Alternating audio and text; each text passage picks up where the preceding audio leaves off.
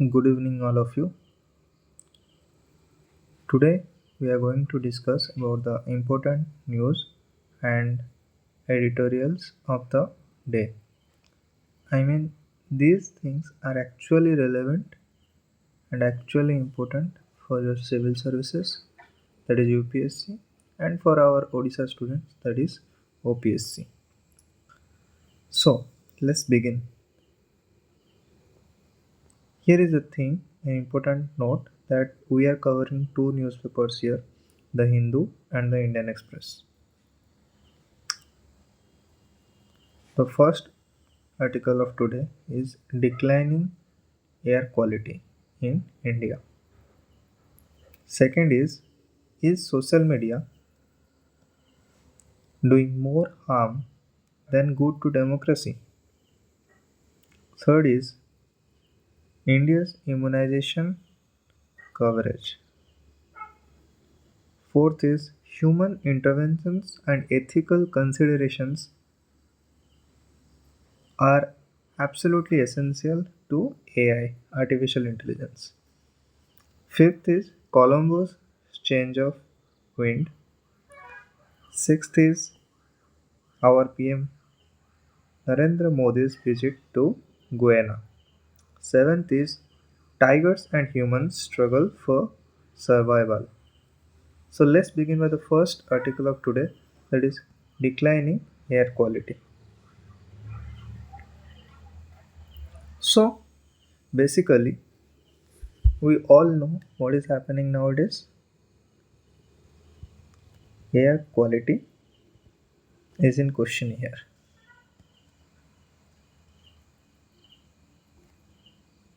Everyone nowadays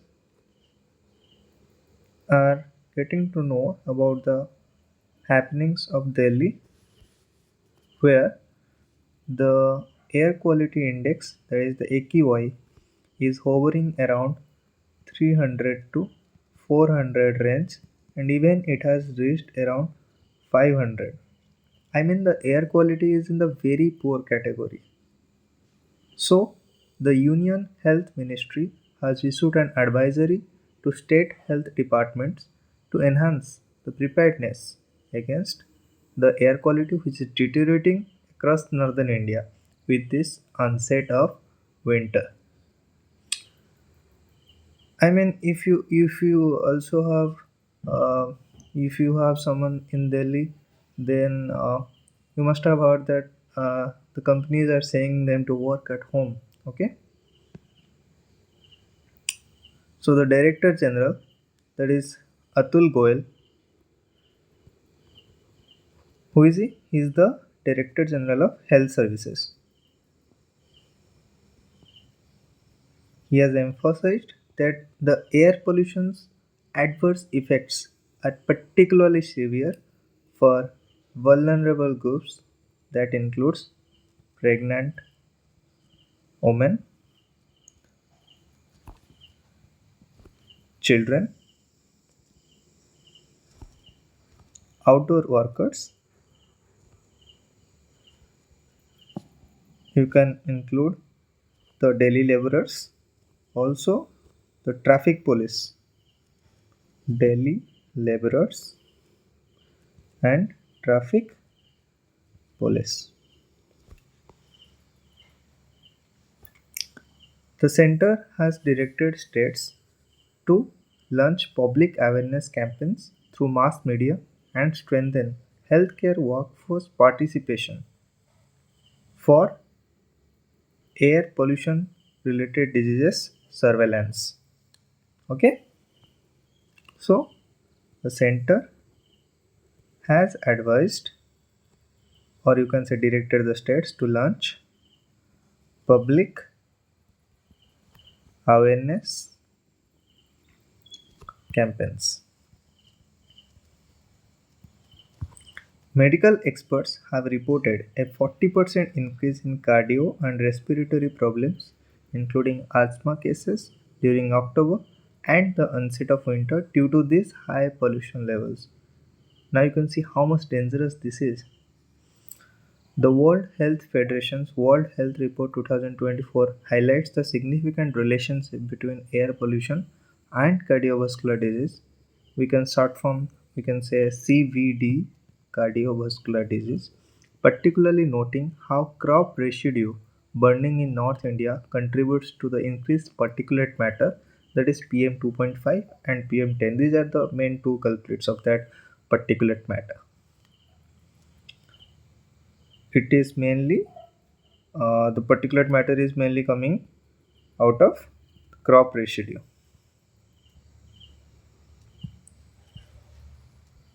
Okay, fine.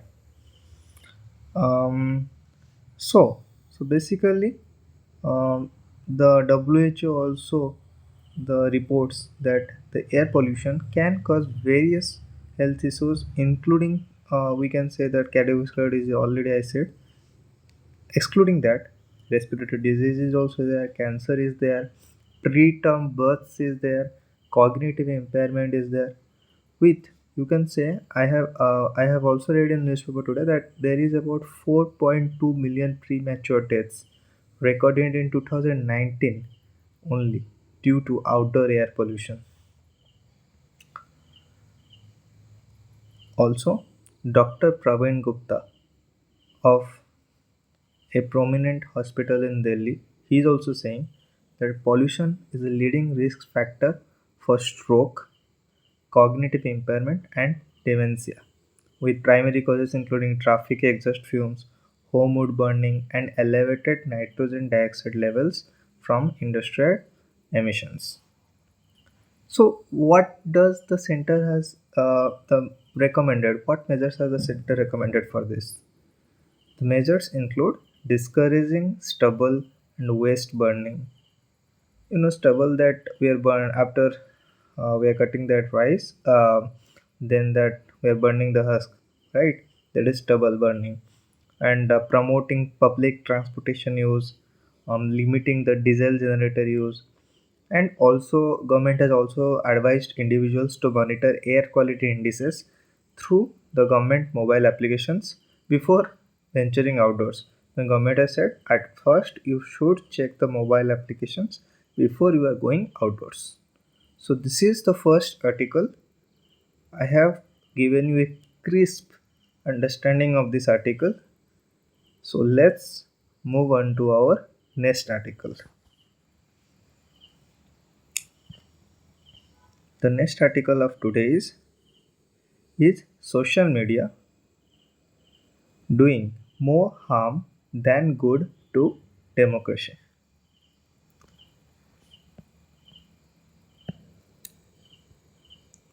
Social media.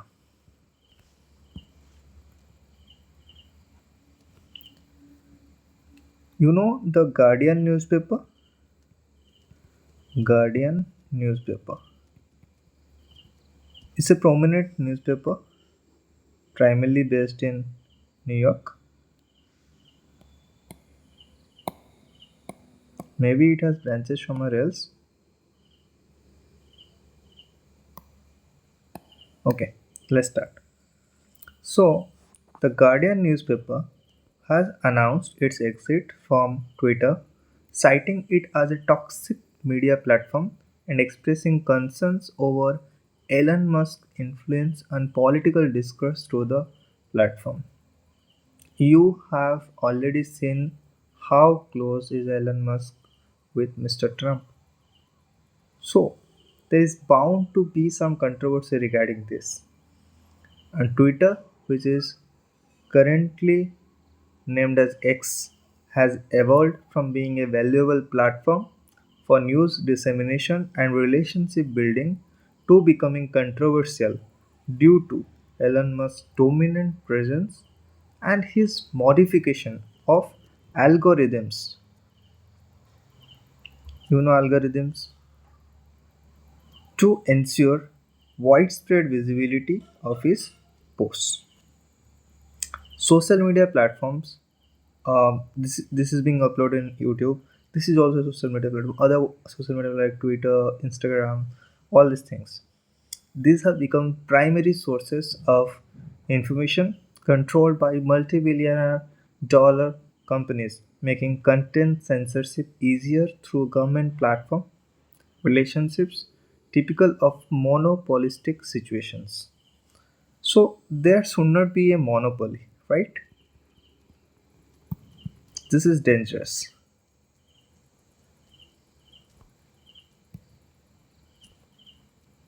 If this happens, then there is bound to be a misinformation to be spread everywhere, right?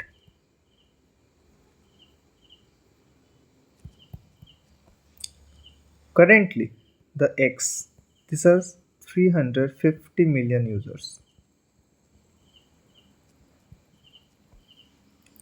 and the management of X by Elon Musk has been characterized by a breach of trust and safety. Breach of trust. Let me reduce the size little. Trust and safety. Okay.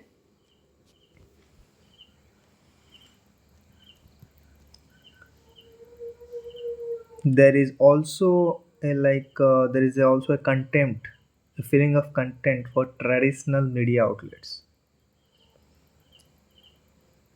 Alternative platforms is viewed as decentralized systems. X is viewed as a centralized system, whereas alternative systems are viewed as decentralized systems. So, basically, what the author is trying to say here that monopoly is not going to work out and it's dangerous, right? Also, we can take the example of threads. It's another monopolistic product. Despite it has some decentralization features, but it's actually a centralized product. You can say monopolistic product. So the prevalence of misinformation varies across platforms based on users' patterns. With WhatsApp, everyone is using WhatsApp. So WhatsApp is showing higher levels of misinformation in India due to its widespread use, while content moderation varies with platforms like Facebook, maintaining some moderation stuff, unlike X. So, Facebook is comparatively better, right? Yeah. Social media platforms face criticism for inadequate content moderation, particularly in diverse linguistic regions like India, where the number of moderators per million population is among the lowest globally. Point to be noted. Diverse linguistic region, that is India. Here, the number of moderators, I mean, who are moderating the content per million population, is among the lowest globally. Do you understand it? Yeah. The positive aspects of social media, including its role in democratic discourse, as exemplified by coverage of events like in Palestine, you know about Palestine, contrasting with limited coverage during the Iraq War when social media was absent. These are the positive aspects, right? But we also have to pay attention to the negative aspects. And the solution to current social media challenges lies in implementing media and information literacy classes in schools and developing decentralized communication systems.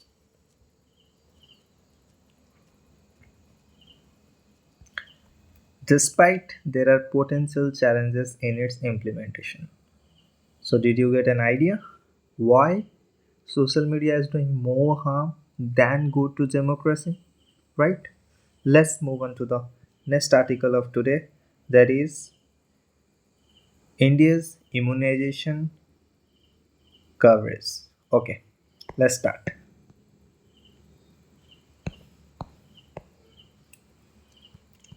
Immunization.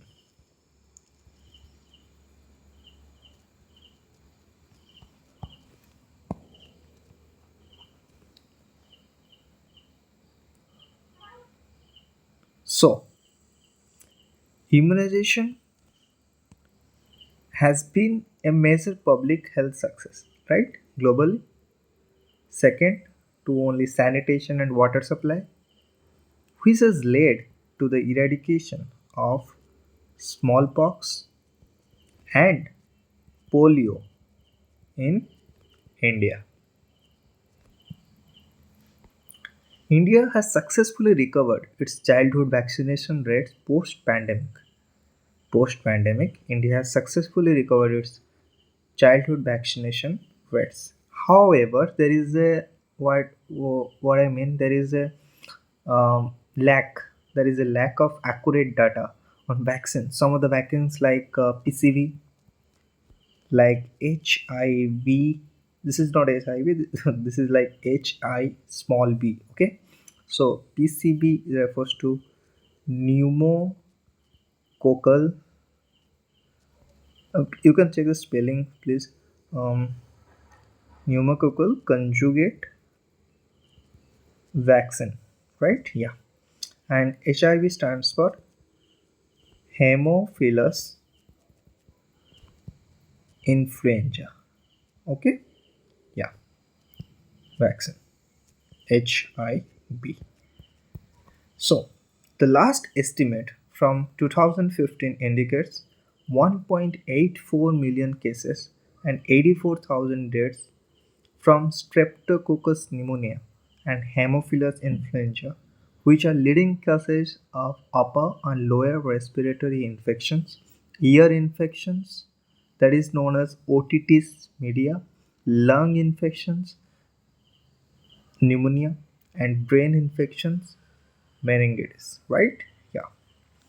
PCV has been successfully introduced as a childhood vaccine in most developed countries, and 60 of the 73 vaccine alliance eligible countries, resulting in a significant reduction in pneumonia cases and deaths in children. Studies show that unvaccinated or unvaccinated or under-vaccinated children require medical care that leads to a unnecessary, means it's not needed, right? It's unnecessary antibiotic use,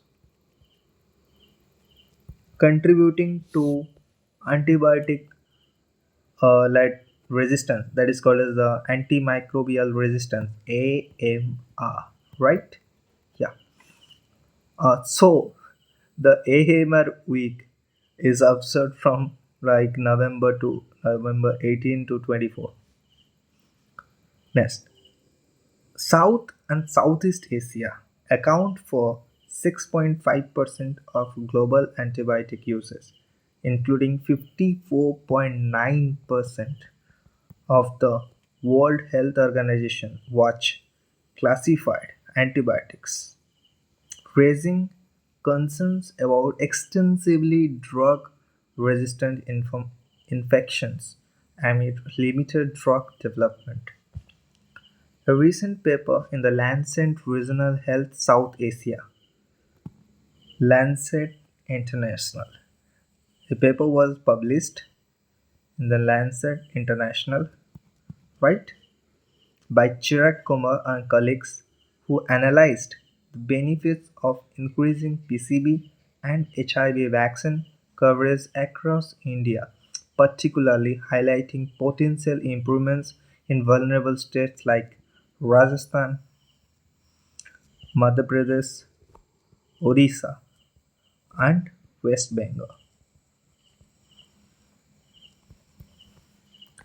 The study predicts a reduction of 67,000 deaths, right? Yeah. Predicts a reduction of 67,000 deaths annually and significant benefits across all economic backgrounds with the highest mortality rates reduction expected in economically disadvantaged populations. The model indicates a substantial reduction in antibiotic consumption in children, particularly among economically advantaged groups, potentially leading to more equitable antibiotic uses and reduced burden among economically disadvantaged populations. So, this is all about this article, India's immunization coverage. So, let's move on to the next article, that is, let me check, human interventions and ethical considerations being essential to artificial intelligence, right? The experts, sorry, please bear with me. The experts at the Hindu AI Summit 2024 emphasized that while artificial intelligence has transformed various industries, human oversight remains crucial for its effective implementation. Right? It's the usual thing. So, the Manjunath Prasad, who is the head of the IT operations at TVS Mobility, highlighted that generative AI has unexpectedly permeated various sectors. Means it has entered into various sectors, particularly education and cinema, while emphasizing that its effectiveness depends upon proper input and data quality.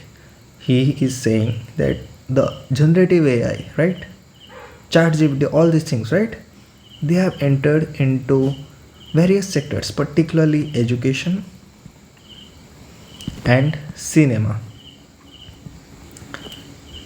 Also, Srinivasan, the Vice President of Information Technology at SRF Limited, he is saying that the generative AI's implementation requires consideration of multiple factors, including data management, security protocols, and gateway selection.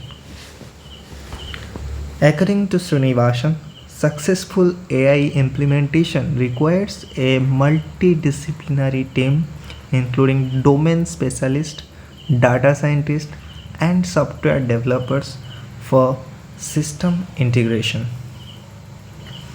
Rupesh Kumar, head of data center projects at Sifi Infinite Spaces Limited, clarified the distinction between digitization and AI, noting that digitization, wow, what a distinction, digitization and AI. Digitization, more resources, more resources, AI. Digitization, less resources, right? Yeah. Similarly, the Dr. Ani Utra, the head of Department of Computational Intelligence at SRMIST, highlighted their focus on upskilling both students and faculty to keep pace with the rapid advancement of generative AI.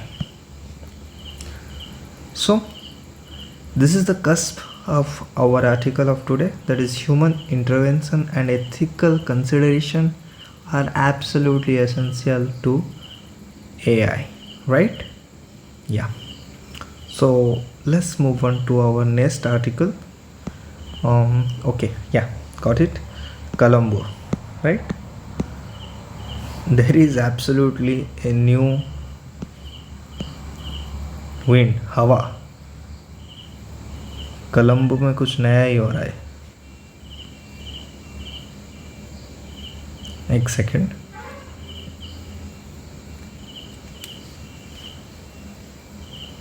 Yeah, Colombo.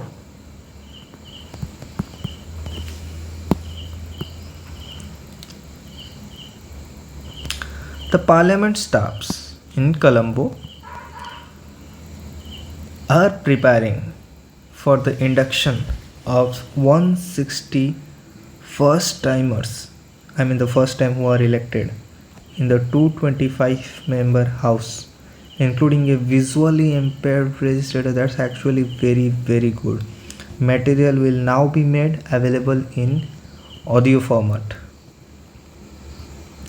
This thing will come in international relations category, right? The National People's Power NPP,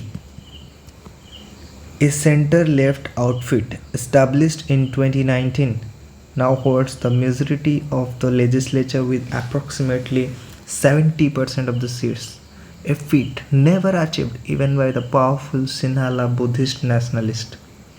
New parliament members include a variety of individuals from different backgrounds, different ethnicities.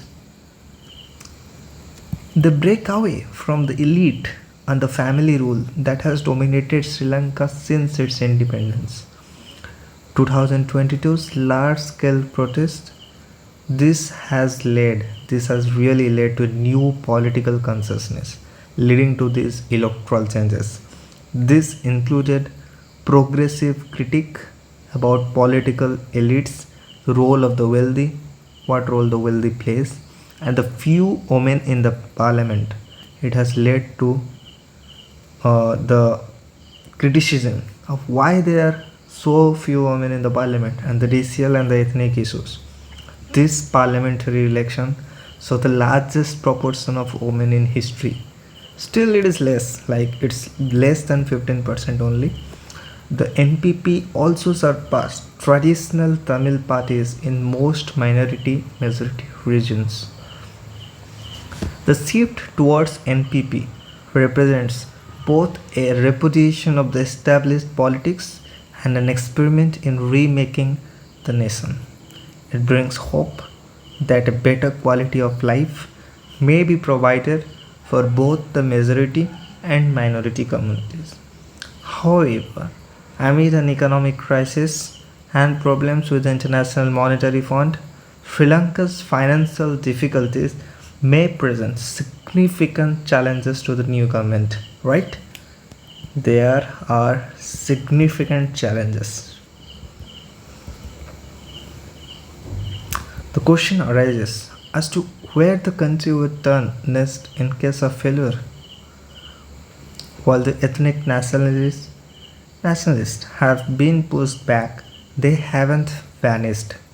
In the north and east, there are also expectations for land to be returned from the military and expanded language rights.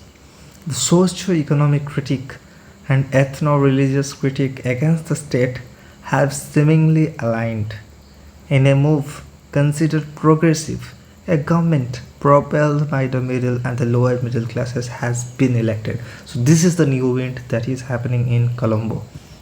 Economic well-being is critical for consolidating these gains, and there has been a call for equality of economic opportunity as a key to producing social change in Sri Lanka.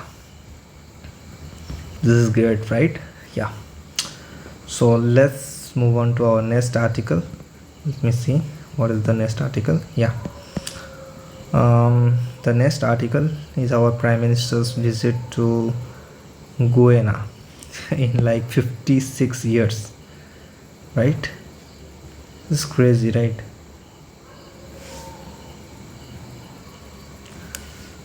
So, Prime Minister Narendra Modi has visited Guyana and has signed 10 pacts. 10 pacts, 10 agreements with Guyana's President Mohamed Irfan Ali. These agreements is actually in regions of cooperation in hydrocarbon sector, digital payment systems. Let me write it: hydrocarbons, digital payment systems, pharmaceuticals, pharma, and defense. Right?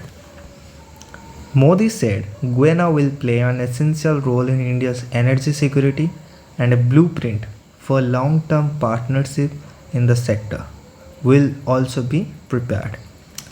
This visit after 56 years marks an important milestone in India-Guyana relations, and the Prime Minister expressed a personal bond with Guyana, recalling a visit about 24 years ago.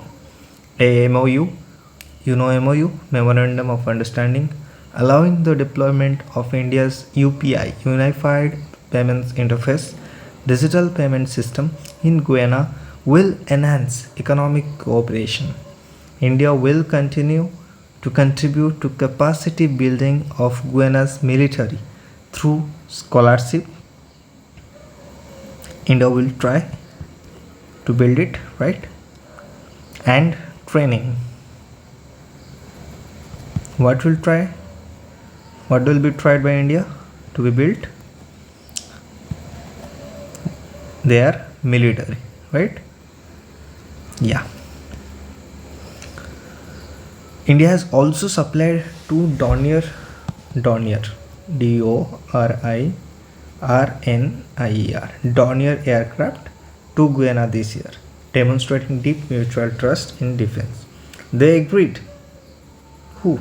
Our Prime Minister and Guyana's President, right? Yeah. They have agreed to expand cooperation in agriculture, and India's provision of millet seeds last year contribute to increased food security in Guyana. Now you understand the importance of millets. India also agreed to set up a Jan Aushadhi Kendra in Guyana. Wow, that's wonderful. President Ali lauded PM Modi's leadership and governance, calling it a model for the developing world, and he acknowledged that many are adopting the development framework set out by Modi. This is all about this article.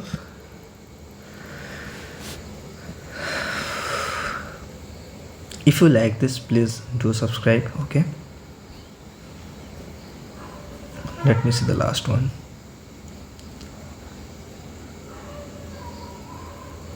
Tigers, yeah. Tigers and humans, their struggle for survival. Yeah, this is about Ranthambore. Okay.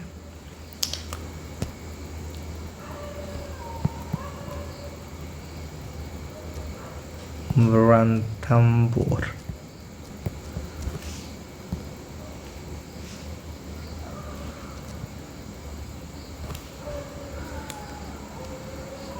On November 2, 2023, what happened is, in Rajasthan Sawai Madhopur district, a 12-year-old, 12-year-old, a 12-year-old tiger, not a baby, it's a tiger, 12-year-old tiger. It was killed. No, tiger killed. It was not killed. It killed a 50-year-old villager, Bharat Lal Meena, leading to angry killed. Tiger killed. Okay, 50-year-old villager, not needed to remember the name obviously, which led to the angry villagers' retaliation, right? And the Ranthambore Tiger Reserve Ranthambore Tiger Reserve is actually spanning over 1500 square kilometers, and it has witnessed 5 human deaths in tiger attacks and over 2000 cattle kills between 2019 and 2024. Okay, 2000 cattle kills. This is according to government data. I mean, the unofficial data will be something bigger, right? Recent reports indicated that 25 of Ranthambore's 75 tigers were missing, with officials later clarifying that 14 tigers were missing for less than a year and 11 for over a year. The National Tiger Conservation Authority, that is NTCA, has asked the Crime Control Bureau, Wildlife Crime Control Bureau. So the NTCA has asked the Wildlife Crime Control Bureau to investigate the matter. The incident led to protests by over 1,000 villagers on Sawai Madhopur Kundera Road, who demanded Rs 15 lakh compensation and only relented after State Agriculture Minister Kirodi Lal Mina's intervention. Historical tensions between villagers and forest officials date back to 1980s when Fateh Singh Rathore, he was a founding member of what? Project Tiger. When it was initiated 1973. He was attacked by Uliana villagers during displacement efforts for tiger reserve structuring.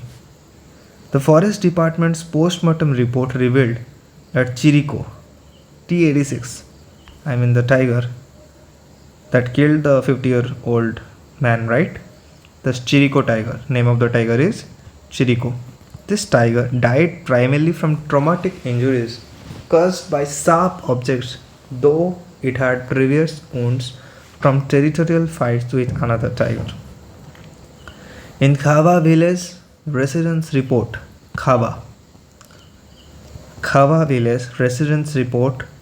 selling their livestock at significant losses. That is about 4,000 to 5,000 instead of 10,000. You know, the mutton is so costly and they are selling it at 4,000 to 5,000 due to fear of tiger attacks impacting their dairy-based livelihoods, right? Yeah. The Padli village also witnessed Padli. These are not essential. Only the concept is essential, right? The Padli village witnessed its first tiger attack in 2019 when a woman was killed 6 km from the forest area, leading to changes in villagers' behavior, including women moving in groups for daily activities. Villagers complain about inadequate maintenance of boundary walls and insufficient compensation, that is 5,000 to 10,000 for cattle losses, with many abandoning compensation claims due to bureaucratic challenges. Local residents, including a 70-year-old Lad Devi from Khava village, noted a significant change in tiger behavior over the past decade, with increasing human-tiger conflicts in areas where peaceful coexistence were previously common. So this is the cusp of this article. This brings to our close. I am again repeating the articles which are featuring in the Hindu and Indian Express newspapers. The news channels of today are actually doing very unnecessary things, but these are actually the important articles. I am saying the declining air quality in India. Is social media doing more harm than good to democracy? India's immunization coverage, human interventions and ethical considerations are essential to artificial intelligence, Columbus change of wind, Modi's visit to Ghana, and tigers and humans struggle for survival. This is both the Hindu and Indian Express. If you like it, then please give a thumbs up and please do subscribe so that I'll bring such content every day and will try to cover your current affairs section specifically for the UPSC and UPSC students.